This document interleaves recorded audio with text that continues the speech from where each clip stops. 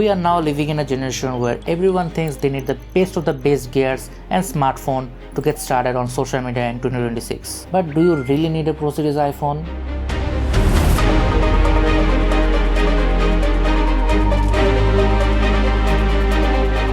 Today I am going to show you how these two cameras on the iPhone 17 performs. In this video I have tried to test it on every possible scenarios. Let's see if this is all you need. Before we start the test, here is the quick overview what I am going to cover in this video. Let's start with daytime segment. So we went outdoors for harsh lighting and dynamic test. While I was shooting at 2x zoom, the footage was so crisp. I didn't even feel like I'm missing a telephoto lens on this phone. If I didn't tell anyone, many people will think this was shot on the iPhone 17 Pro's 4x camera. Also, the ultra-wide footage from the iPhone 17 looks very good. Also, now both the main and ultra-wide lenses has 48 megapixel sensors. So now we'll get the consistent output from both of the lenses. Also, I took some photos at different focal length, but from 8x to 10x, it started feeling a bit unusable. So we reached our location and suddenly the sunlight became very harsh. Let's see how the iPhone 17 performs in this condition for photos.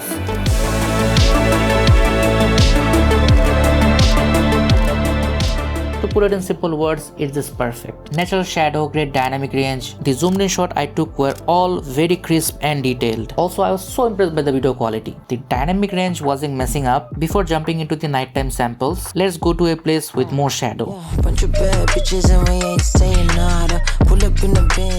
In short, I really love the quality. Even in extreme shadow areas, it wasn't applying extreme HDR, and the 2x footage looked very cinematic. My question is, how did Apple manage to give almost pro-like cameras and performance on their base model phones? But if we talk about cinematic mode, I felt the edge detection was meh. In this area, the Pro model will give better output. Then I started to click portrait photos. Honestly, it's unbelievable that a base model iPhone can deliver portraits like this. Company have people so brainwashed nowadays into thinking you can't get great outputs from these phones. Honestly, I can't find anything to complain about in daytime. So let's talk about the selfie camera. I really love this feature where I can record a video horizontally even while keeping my phone in vertical position. It makes blogging so much easier. But in video, the selfie camera struggles a bit with dynamic range, which I have also seen in the Pro model. Technically, it's the same sensor from the Pro model, but the selfie camera still haven't felt fully optimized. Although in most scenarios, it's good, but it could be better with an update. And that's how we ended our daytime testing.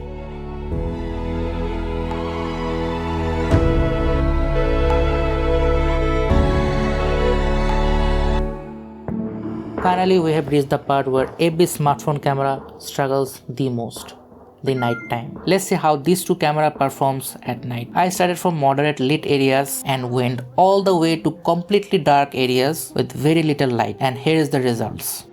Everybody watching, everybody talking, better keep on walking by. What I understood is if you shoot at 1x, you will get incredible image quality. But the main problem comes when you shoot at 2x. The optical quality falls apart. On a small screen, you might not notice it, how much the EIS is dropping the image quality. Also, I faced minor focus hunting issues occasionally, which can be a bit annoying. Also, the image processing algorithm applies heavy smoothness to reduce grain, which makes the image look a bit soft. As I said earlier, if you keep it at 1x, you will get excellent output. Overall, I'm pretty satisfied with the low light performance. But what about the photos?